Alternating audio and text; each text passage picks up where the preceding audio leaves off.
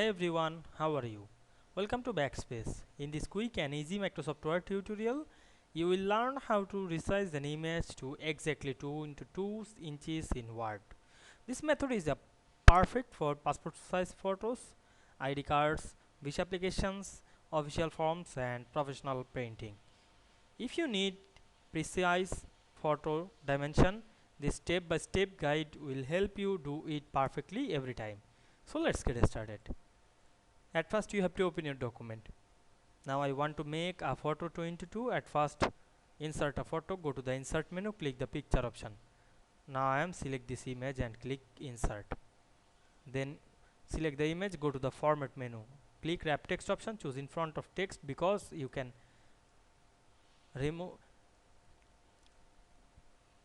replace the photo anywhere. Now I make the picture size 22, go to the layout option, then write 2 and write 2, then click OK.